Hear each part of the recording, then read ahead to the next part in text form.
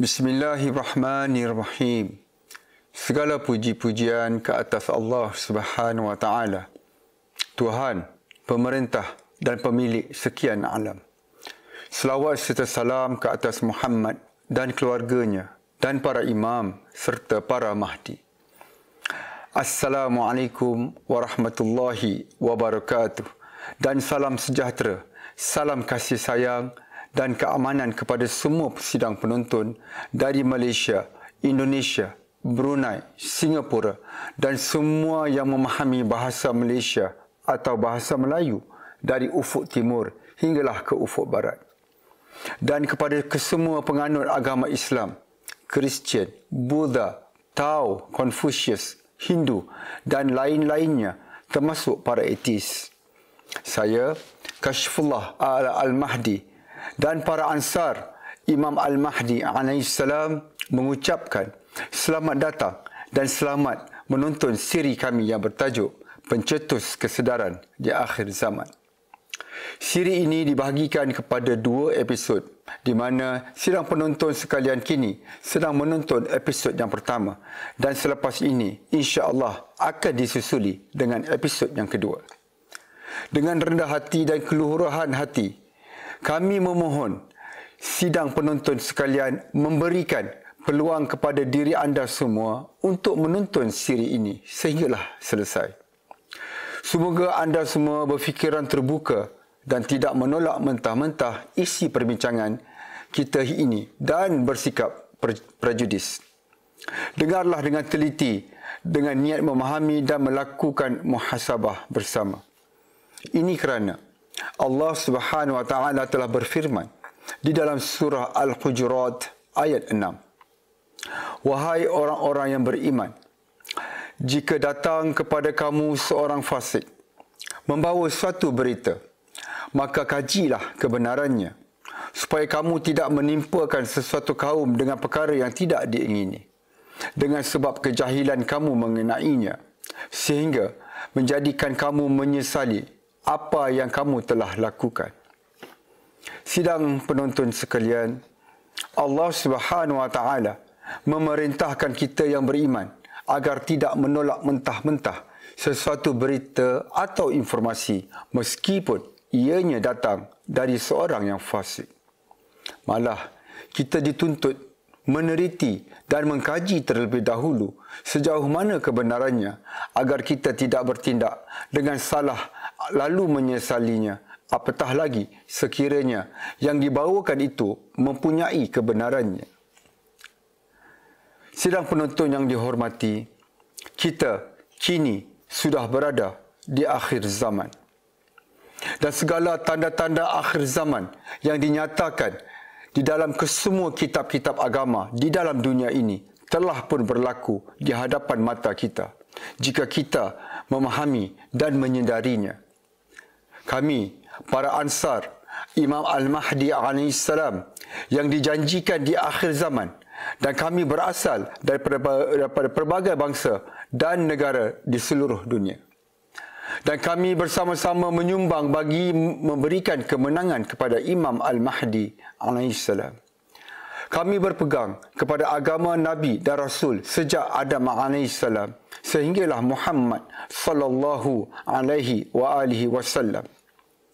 Yang mana setelah berlalunya masa dan setelah beredarnya zaman telah dicemari dan dirubah oleh tangan-tangan para ulama, padri, pendeta dan kesemua agamawan dari semua agama termasuk para pemerintah-pemerintah di muka bumi.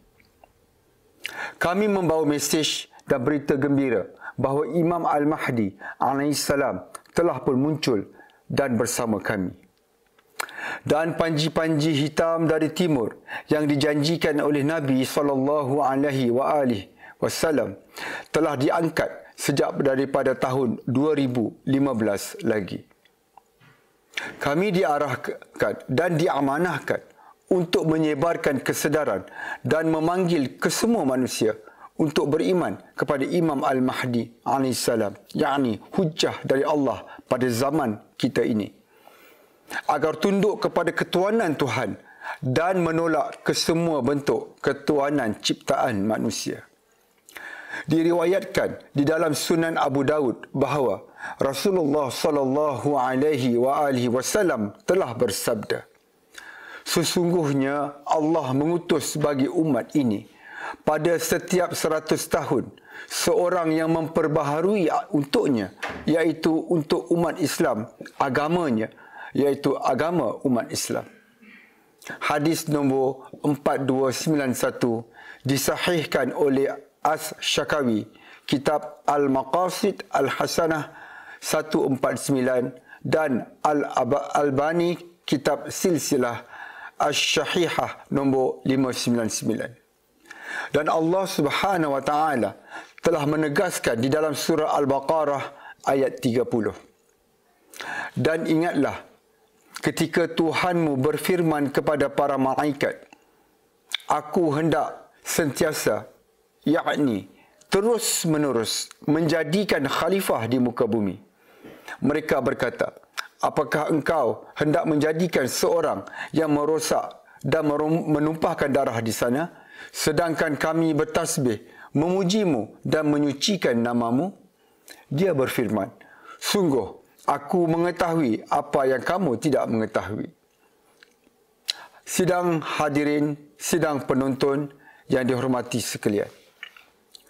Ini bermakna Allah Subhanahu wa taala tidak akan pernah berhenti mengutus khalifah, yakni rasulnya atau utusannya ke muka bumi, walau setelah tamatnya jalur kenabian dengan Muhammad sallallahu alaihi wasallam sebagai nabi yang terakhir. Kerana di dalam Al-Quran tidak ada satu ayat pun yang menegaskan bahawa kerasulan telah ditamatkan, melainkan ayat itu menjelaskan bahawa kenabian telah berakhir dengan Muhammad dan bukannya kerasulan. Dan diriwayatkan daripada cicit Rasulullah sallallahu alaihi wasallam, iaitu Imam Ja'far As-Sadiq alaihi salam, beliau bersabda, beliau yakni Al-Qaim atau Al-Mahdi akan melakukan apa yang dilakukan oleh Rasulullah. Beliau akan merobohkan apa yang ada di hadapannya, sebagaimana Rasulullah telah menghancurkan perkara Al-Jahiliyah. Beliau akan menubuhkan Islam yang baru. Kitab Ghaibah oleh An-Nu'mani halaman 236 dan kitab Bihar Al-Anwar jilid 52 halaman 353. Beliau juga telah bersabda di dalam riwayat yang lainnya di dalam hadis berikut, apabila Al-Qaim kami bangkit, beliau akan menyeru manusia kepada Islam yang baru dan akan membimbing mereka kepada perkara-perkara yang telah diselisihkan dan dari apa yang manusia telah berpaling daripadanya. Beliau dipanggil Al-Mahdi kerana beliau akan membimbing manusia kepada perkara yang mana mereka telah berselisih. Beliau dipanggil Al-Qaim kerana kebangkitannya dalam menubuhkan kebenaran. Rujukan Al-Irsyad jilid 2 halaman 383 dan Bihar Al-Anwar jilid 51 halaman 30 nombor hadis 7. Dengan ini, buat pertama kalinya dan secara rasminya dalam bersih bahasa Melayu, kami memperkenalkan kepada anda agama Ahmadi, agama keamanan dan cahaya yang ditubuhkan oleh Imam Al-Mahdi AS. Agama ini adalah agama yang sebenar dari Tuhan, dan Imam Al-Mahdi AS membawanya kembali kepada kita semua dengan nama Ahmadi, agama keamanan dan cahaya. Agama ini juga memecahkan tembok-tembok pemisah antara agama, kaum, etnik, bangsa, budaya, negara dan kemegahan keturunan, selaras dengan pidato Rasulullah sallallahu alaihi wasallam ketika peristiwa Fathul Makkah seperti berikut. Wahai orang-orang Quraisy, sesungguhnya Allah telah menghapuskan semangat jahiliyah dan menghapuskan keagungan nenek moyang, yakni keturunan kalian. Kerana semua manusia berasal daripada Adam, dan Adam berasal dari tanah. Lantas baginda membacakan firman Allah Subhanahu wa taala di dalam surah Al-Hujurat ayat 13. Wahai manusia, sesungguhnya kami menciptakan kamu dari seorang laki-laki dan seorang perempuan dan menjadikan kamu berbangsa-bangsa dan bersuku-suku supaya kamu saling kenal mengenal. Sesungguhnya orang yang paling mulia di antara kamu di sisi Allah ialah yang paling bertakwa di antara kamu. Sesungguhnya Allah Maha mengetahui lagi Maha mengenal. Dan Allah Subhanahu wa taala berfirman di dalam surah Al-Maidah ayat 8 yang mafhumnya, wahai orang-orang yang beriman, jadilah kamu penegak keadilan kerana Allah dengan menjadi saksi dengan adil, dan janganlah kebencian kamu terhadap sesuatu kaum mendorong kamu untuk berlaku tidak adil. Berlaku adillah, kerana adil itu lebih dekat kepada takwa. Dan bertakwalah kepada Allah, sesungguhnya Allah Maha teliti terhadap apa yang kamu kerjakan. Sidang penonton sekalian, agama Ahmadi, agama keamanan dan cahaya menjulang semangat kesamarataan di antara kesemua bangsa, etnik, agama dan kenegaraan. Kerana ini adalah selaras dengan kehendak dan keadilan dari Tuhan. Agama sebenar dari Tuhan adalah agama keadilan, kemanusiaan dan kasih sayang. Apakah adil jika seseorang itu dibezakan statusnya dan dinafikan hak dan kemudahan tertentu hanya kerana dia bukan daripada etnik atau bangsa tertentu ataupun dia bukan daripada warga negara tertentu? Sedangkan segala kriteria ini tidak mungkin dapat ditentukan oleh dirinya sendiri sebelum dia dilahirkan ke dunia. Malah kesemua itu adalah ketentuan Allah Subhanahu wa taala sendiri. Kewajipan berlaku adil di antara semua manusia ini amat jelas di dalam ajaran kesemua para nabi dan rasul. Tetapi hampir kesemua ulama dan ahli agama menutup mata terhadapnya. Malah ramai juga daripada kalangan mereka yang menyokong ketuhanan bangsa, suku, etnik dan kenegaraan. Sidang penonton yang dihormati, nama agama ini diambil dari nama Imam Ahmad Al-Hasan alaihissalam yang merupakan utusan dan wasi, yakni pewaris kepada Imam Al-Mahdi alaihissalam. Dan nama Ahmad ini juga adalah nama lain kepada Muhammad. Sukacita kami jelaskan bahawa kami bukanlah penganut sebarang bentuk akidah, fahaman Ahlus Sunnah wal Jamaah, Syiah, Wahabi, Salafi, Ahmadiyah dan sebagainya.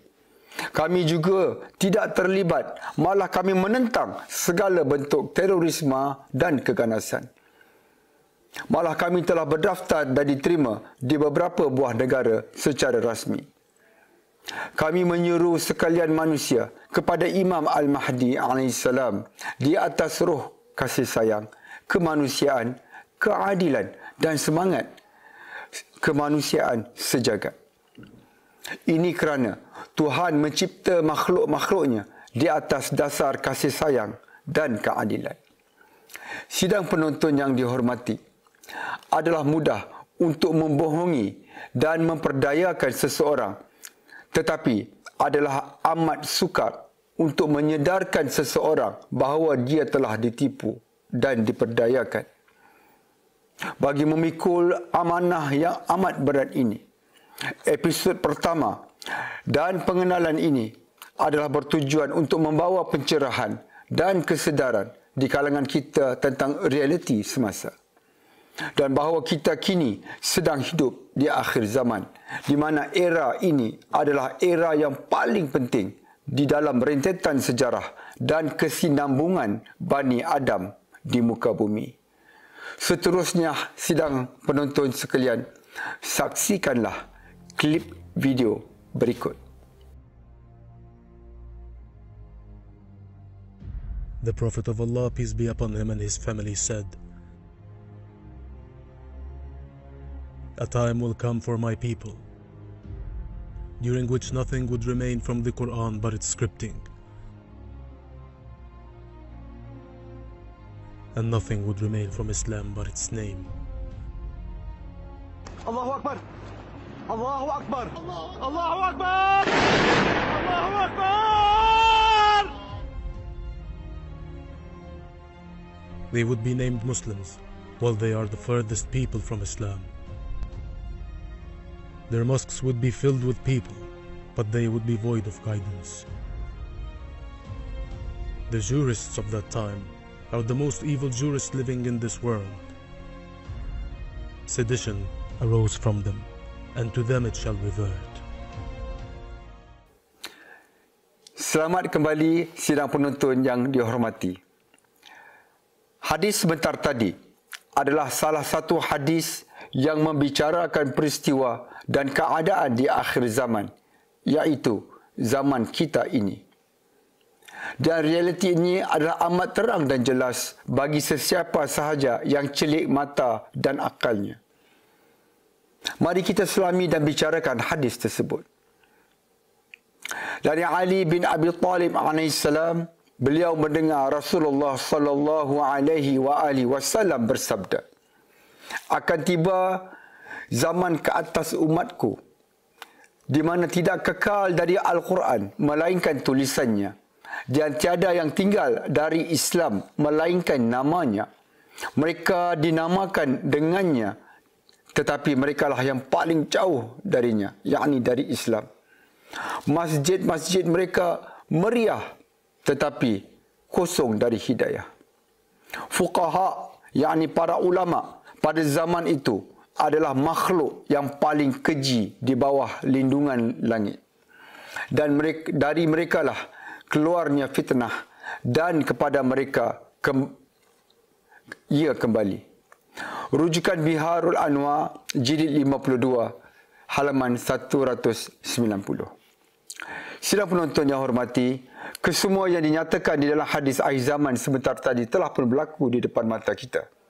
Kita telah menyaksikan sendiri bagaimana naskah Al-Quran telah diperhias, dicetak di seluruh dunia dan dilagukan, tetapi hanya tinggal skrip tulisannya sahaja. Manusia tidak memahaminya dan tidak lagi mengamalkannya secara yang seharus dan sewajibnya. Malah Al-Quran tidak ditafsirkan oleh para utusan yang dilantik oleh Allah Subhanahu wa taala. Sebaliknya, ia ditafsirkan oleh pelbagai ulama dengan pelbagai tafsiran yang berbeza. Lihatlah berapa banyaknya tafsir-tafsir Al-Quran yang ada kini, yang telah ditulis sekian lama oleh pelbagai ulama. Dan kita dapat menyaksikan perbezaan tafsiran-tafsiran tersebut.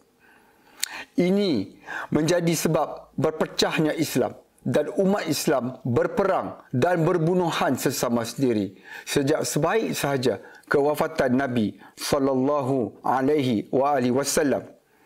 Dan menurut hadis tadi, semua yang mengaku berpegang kepada agama Islam tidak lagi diiktiraf oleh Tuhan sebagai Muslim.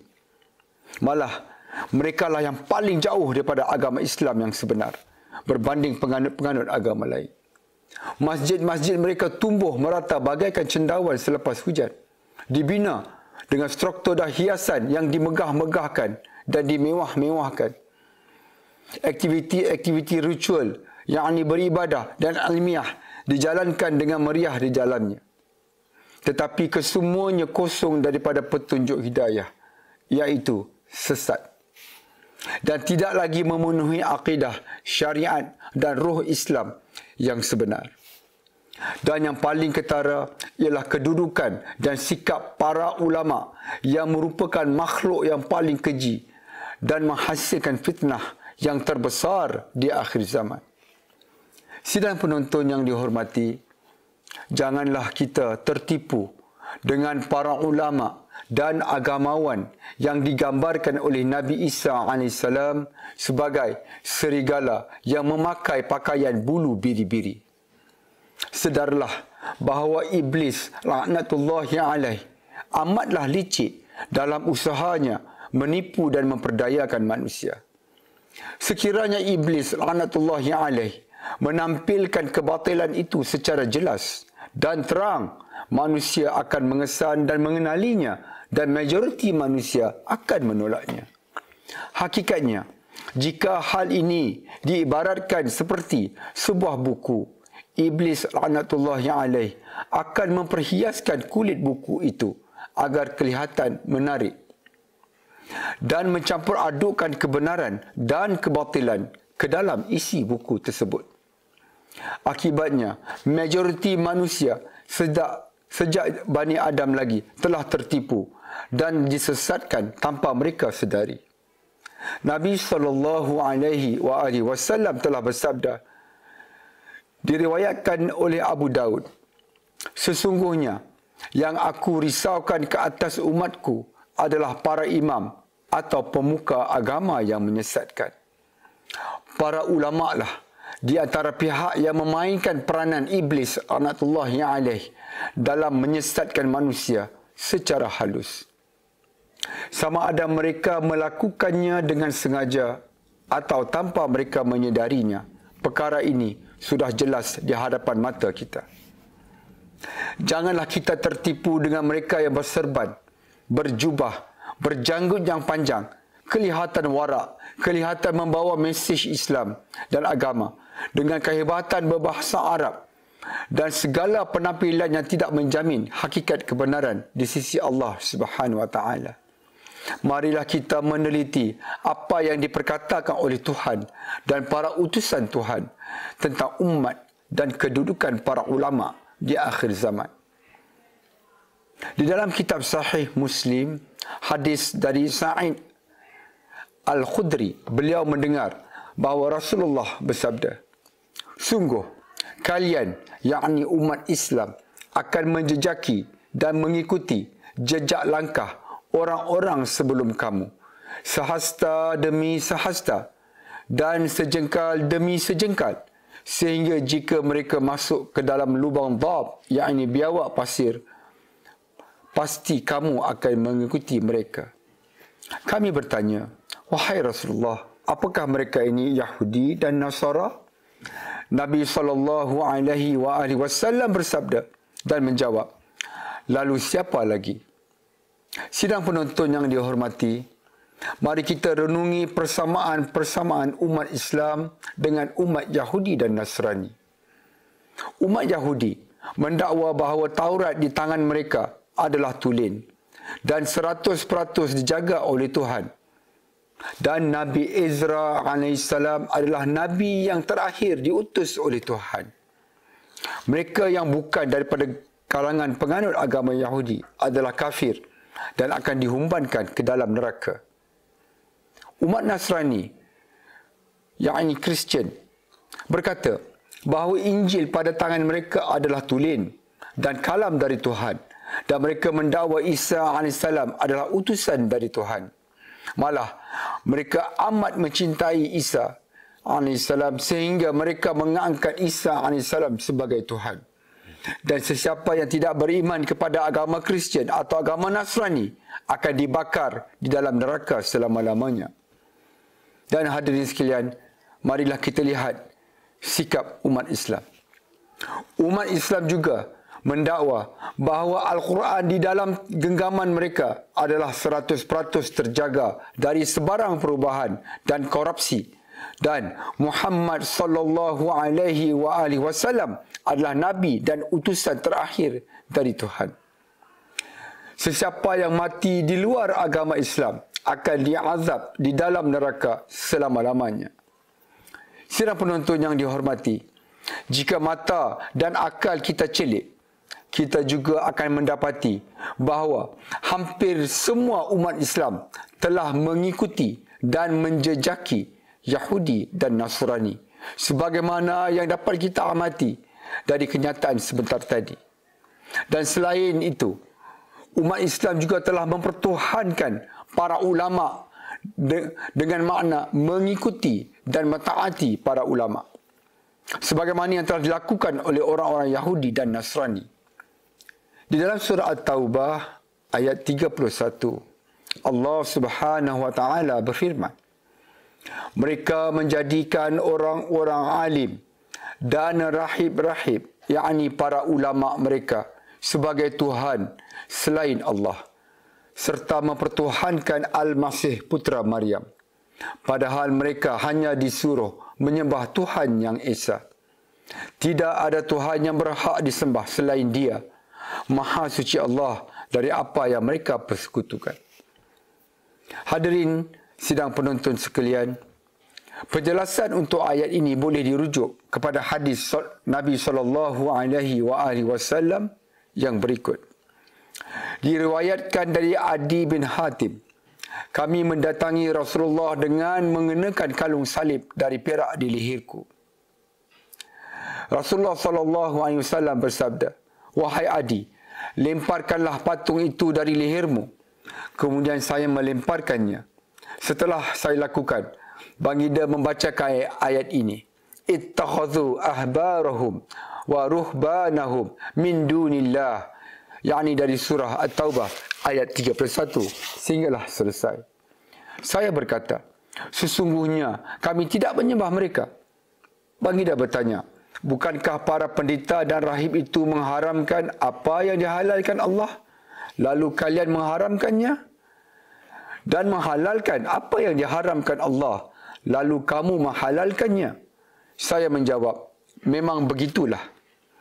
Baginda bersabda, itulah ibadah, yakni penyembahan mereka kepada pendeta-pendeta dan rahib-rahib, yakni para ulama mereka.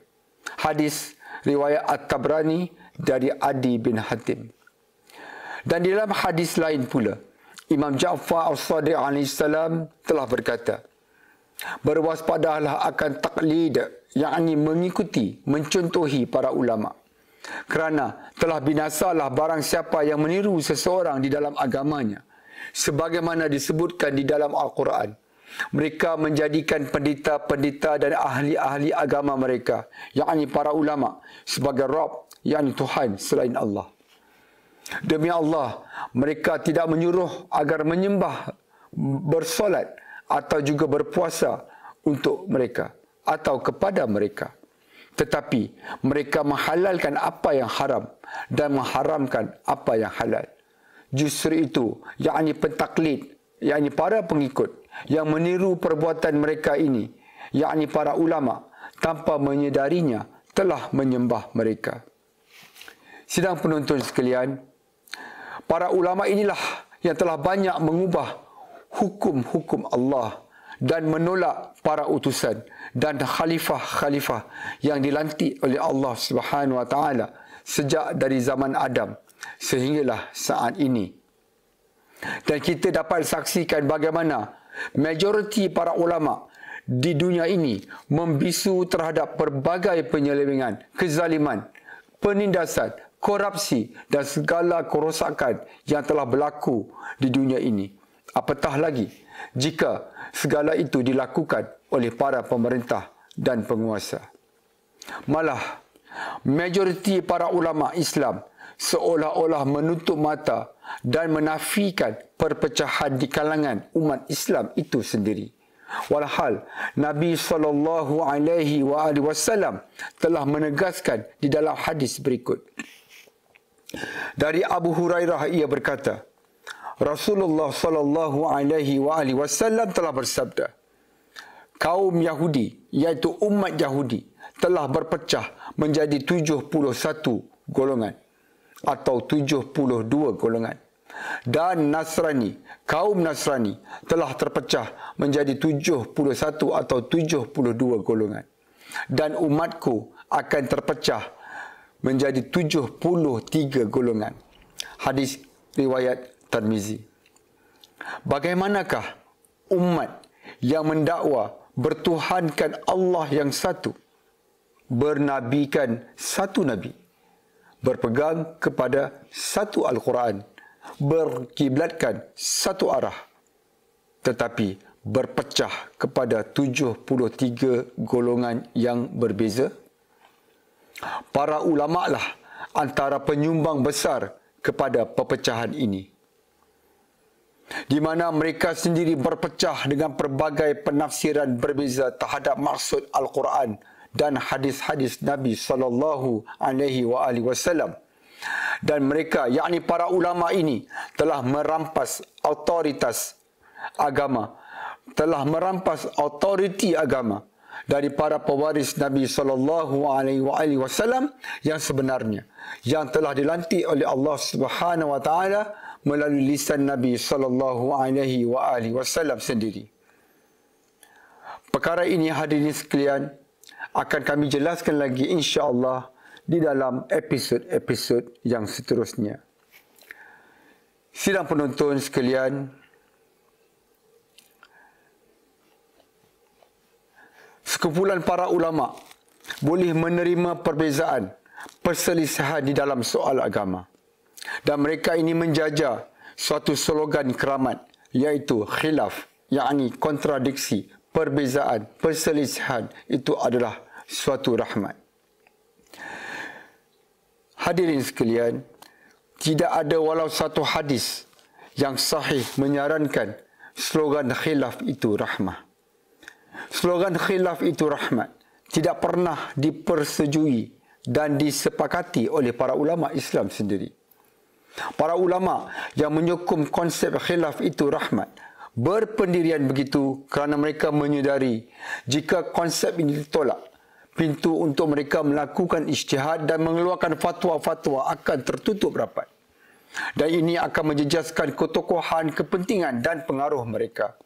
Walhal kita perlu sedari bahawa Al-Quran sendiri menolak konsep khilaf dan perselisihan dengan keras. Di dalam surah An-Nisa ayat 82, Allah Subhanahu Wa Taala menegaskan, patutkah mereka tidak mahu memikirkan isi Al-Quran? Kalaulah Al-Quran itu datangnya bukan dari sisi Allah, nescaya mereka akan mendapati perselisihan yang banyak di dalamnya.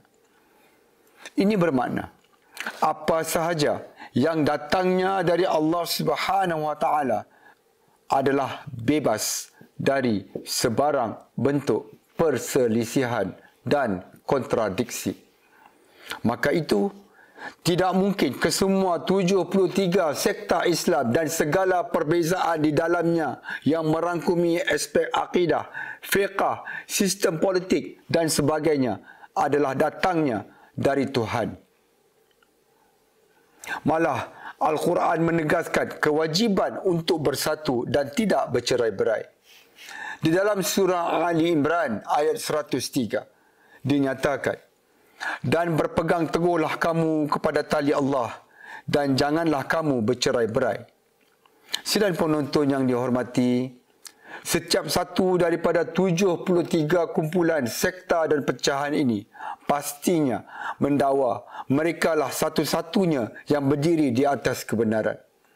Tetapi sesiapa saja yang berakal pasti akan berpendirian bahawa kebenaran itu hanyalah satu. Dan sekiranya kita jujur mencari Tuhan, kita tidak terlepas dari mencari dan memastikan kebenaran itu sendiri. Kerana firman Allah Subhanahu Wa Taala di dalam surah Al-Baqarah ayat 147, kebenaran itu adalah daripada Tuhanmu. Oleh itu, janganlah sekali-kali kamu termasuk dalam golongan yang ragu. Sidang penonton sekalian, Allah Subhanahu Wa Taala adalah satu dan kebenaran itu juga adalah satu. Kerana datangnya kebenaran itu dari sumber yang satu. Sidang penonton yang dihormati, selain dari itu, apakah kebenaran itu bersama dengan agama yang dipercayai dan dipegang oleh kebanyakan, yakni majoriti manusia? Bukankah kita telah diingatkan oleh Allah Subhanahu Wa Taala di dalam ayat-ayat berikut? Pertama, di dalam surah Al-An'am ayat 116. Dan jika kamu mengikuti kebanyakan, yakni majoriti, manusia di muka bumi. Nescaya mereka akan menyesatkan kamu dari jalan Allah. Yang mereka ikuti hanyalah persangkaan belaka dan mereka hanyalah membuat kebohongan. Dan seterusnya di dalam surah Az-Zukhruf ayat 78. Demi sesungguhnya kami telah menyampaikan kebenaran kepada kamu, akan tetapi kebanyakan, yakni majoriti kamu tidak suka kepada kebenaran. Sidang penonton yang dihormati, kebenaran itu adalah pahit, tetapi ia adalah ubat dan penawar yang amat mujarab. Dan realitinya ialah kebenaran itu sentiasa bersama golongan yang sedikit, iaitu minoriti, dan kesesatan itu sentiasa bersama golongan majoriti. Dan apakah agama Tuhan yang sebenar? Adalah agama yang dianjurkan dan dipegang oleh para pemerintah di setiap negara di dalam dunia ini. Sedangkan kesemua mereka ini dilantik oleh tangan-tangan manusia melalui sistem ciptaan manusia. Dan mereka tidak dilantik oleh Allah Subhanahu Wa Taala secara nas atau secara wasiat daripada para nabi dan rasul Allah. Kajian sirah para nabi dan rasul mendapati bahawa sekiranya nabi dan rasul itu tidak memegang tampuk pemerintahan, tidak ada walau seorang pun daripada mereka yang beriman dan berpegang kepada akidah dan agama yang dianuti oleh pemerintah di era mereka. Sebaliknya, kesemua mereka menentang para pemerintah dan agama para pemerintah mereka masing-masing. Malah, dalam kisah Nabi Yusuf AS, Firaun, yakni pemerintah Mesir pada zaman itu yang bernama Akhenaton, telah beriman dengan Nabi Yusuf AS. Sebaliknya, Nabi Yusuf AS tidak pernah beriman dan berpegang kepada fahaman dan agama Akhenaton sebelum beliau beriman dengan Nabi Yusuf AS. Dan ini adalah sunnah Allah Subhanahu Wa Taala ke atas para nabi dan rasul. Dan sunnah Allah ini tidak akan berubah sehingga saat ini, malah untuk selama-lamanya. Firman Allah Subhanahu Wa Taala yang bermaksud, sebagai suatu sunnah Allah yang telah berlaku sejak dahulu, kamu sekali-kali tidak akan menemukan perubahan bagi sunnah Allah itu. Surah Al-Fatih ayat 23. Sidang penonton sekalian, dan bukankah kita wajib menelusuri dan mencontohi sirah dan sunnah para nabi dan rasul? Jika begitu, mengapakah kita dengan mudah berpegang kepada agama anjuran para pemerintah negara kita yang disokong oleh para ulama? Dan mengapakah kita dengan mudah menerima versi agama yang diwariskan kepada kita oleh ayah, ibu dan nenek moyang kita? Walhal kita diingatkan oleh Allah Subhanahu Wa Taala di dalam surah Al-Baqarah ayat 170. Dan apabila dikatakan kepada mereka, ikutilah apa yang telah diturunkan Allah, mereka menjawab, tidak. Kami hanya mengikuti apa yang kami dapati pada nenek moyang kami. Padahal nenek moyang mereka itu tidak mengetahui apa-apa pun dan tidak mendapat petunjuk. Dan agama Allah Subhanahu Wa Taala yang sebenar sentiasa tampil sebagai sesuatu yang ditolak dan dipandang asing oleh manusia. Dan ia akan kembali ditolak dan dipandang asing kerana berbeza dengan agama-agama yang diamalkan oleh majoriti. Di dalam Sahih Muslim, hadis nombor 145, dari Abu Hurairah, Nabi SAW bersabda, Islam datang dalam keadaan asing dan ia akan kembali pula dalam keadaan asing. Maka sungguh beruntunglah mereka yang asing. Sidang penonton yang dihormati, kita kini sedang hidup di akhir zaman dan kita perlu dengan serius bertanya dan bermuhasabah tentang persoalan berikut. Apakah versi Islam yang anda anuti kini yang dianjurkan para ulama, disokong para pemerintah, diwarisi dari nenek moyang, diamalkan oleh majoriti dan diamalkan secara lazim dan bebas dengan pelbagai pesta perayaan adalah agama Tuhan yang sebenar? Sidang penonton yang dihormati, kita telah tiba di akhir rancangan di dalam episod pertama ini. Silalah nantikan dan menonton episod kedua untuk siri pencetus kesedaran di akhir zaman.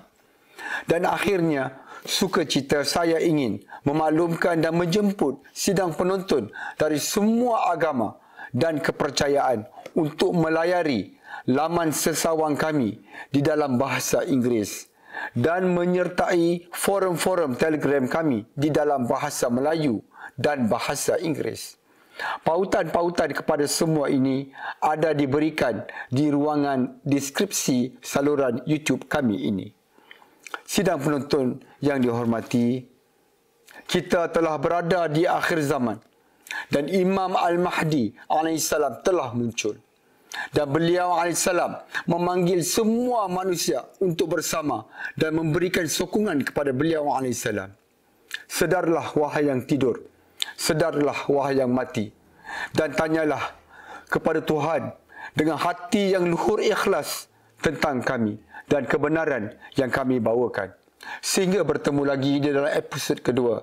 Saya Kashfullah Al-Mahdi dan semua ansar Imam Al-Mahdi AS mengucapkan berbanyak terima kasih dan salam sejahtera. Assalamualaikum warahmatullahi wabarakatuh.